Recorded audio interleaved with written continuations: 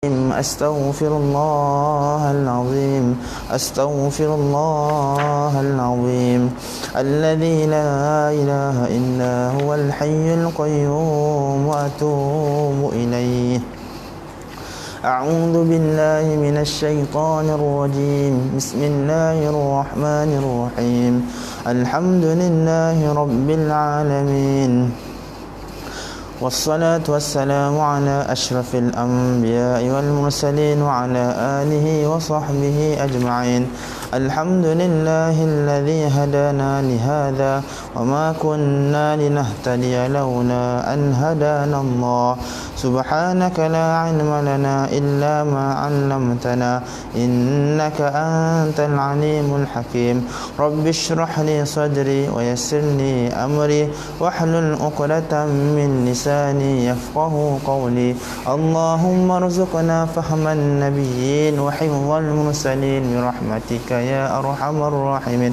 والحمد لله رب العالمين. Assalamualaikum warahmatullahi wabarakatuh. Jadi alhamdulillah yang dimuliakan para tetamu Allah, yang para pendengar khususnya yang dimuliakan Allah SWT. Pertama sekali marilah sama-sama kita merafakkan setinggi-tinggi rasa syukur kita kepada Allah SWT, kerana hingga pada saat ini Allah SWT masih beri kita nikmat iman dan Islam, dan kita dapat beramal dengan agama Islam yang disampaikan, yang dibawa oleh kekasih kita Nabi Muhammad sallallahu alaihi wasallam. Jadi bersempena dengan bulan Syaban ini, dengan bulan yang mulia ini, jadi seperti yang kita tahu, kuliah sekarang banyak yang telah dibatalkan. Jadi untuk tidak kita mensisihkan masa dengan apa-apa perkara, jadi marilah kita isi dengan kita baca tentang beberapa hadis-hadis pilihan.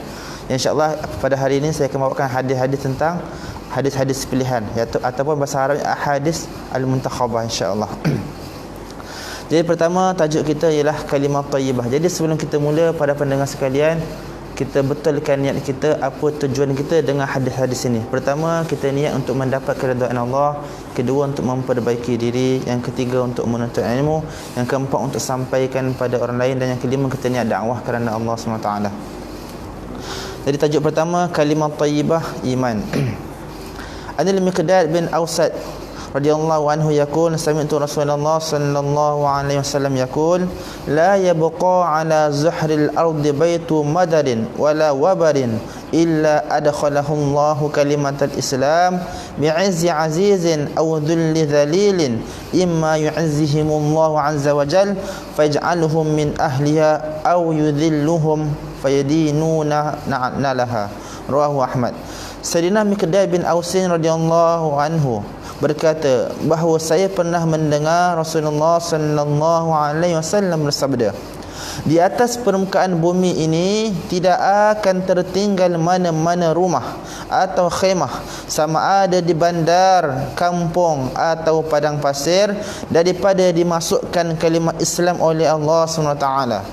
Orang yang taat akan dijadikan oleh Allah SWT ahli kalimah, lalu diberi kemuliaan, sedangkan orang yang tidak taat akan dihina oleh Allah SWT, lalu mereka tunduk di bawah kuasa orang-orang Islam. Hadis Musnad Ahmad. Diulangi, Sayyidina Miqdad bin Aswad radhiyallahu anhu berkata bahawa saya pernah mendengar Rasulullah sallallahu alaihi wasallam bersabda, di atas permukaan bumi ini tidak akan tertinggal mana-mana rumah atau khemah, sama ada di bandar, kampung atau padang pasir, daripada dimasukkan kalimah Islam oleh Allah Subhanahu wa taala.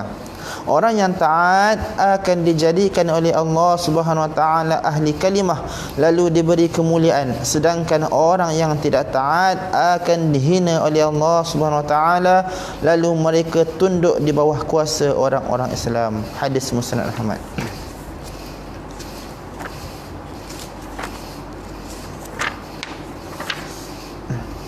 Jadi insya-Allah kita dengar hadis seterusnya insya-Allah.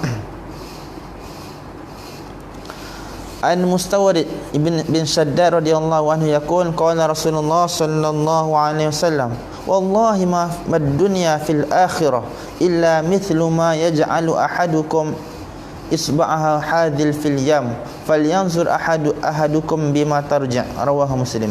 Sayyidina Mustawrid bin Shaddad radhiyallahu anhu berkata, Rasulullah sallallahu alaihi wasallam telah bersabda, demi Allah, perumpamaan dunia ini jika dibandingkan dengan akhirat hanyalah seperti sesiapa antara kamu mencelup satu jarinya ke dalam lautan, lantas dia perhatikan berapa banyak air yang terlekat di jarinya, yakni sebagaimana air yang terlekat di jari adalah sangat sedikit jika dibandingkan dengan air yang ada dalam lautan. Demikianlah dunia ini sangat sedikit jika dibandingkan dengan akhirat. Hadis riwayat Muslim. Diulangi, Sayyidina Mustawrid bin Shaddad radhiyallahu anhu berkata bahawa Rasulullah sallallahu alaihi wasallam telah bersabda, demi Allah, perumpamaan dunia ini jika dibandingkan dengan akhirat hanyalah seperti sesiapa antara kamu mencelup satu jarinya ke dalam lautan, lantas dia perhatikan berapa banyak air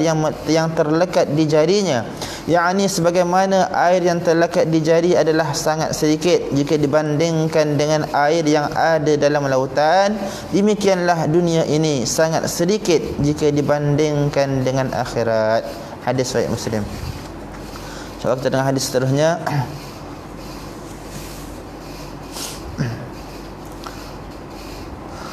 Berkaitan dengan bab salat berjemaah. Salat berjemaah.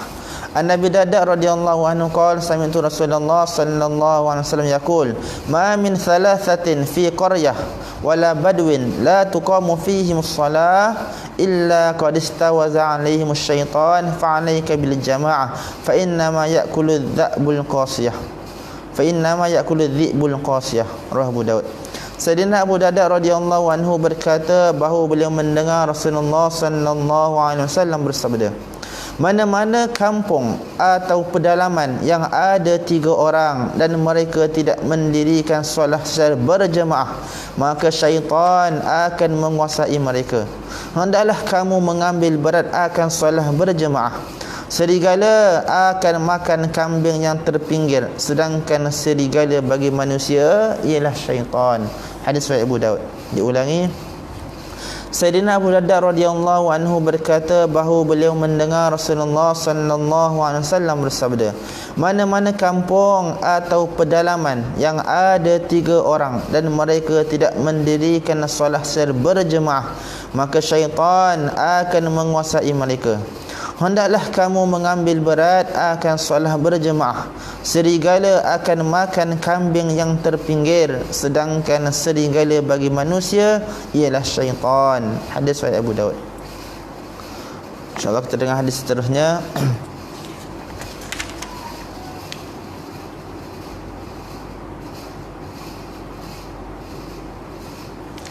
InsyaAllah saya akan baca seterusnya hadis ilmu dan zikir. Kelebihan mengingati Allah SWT.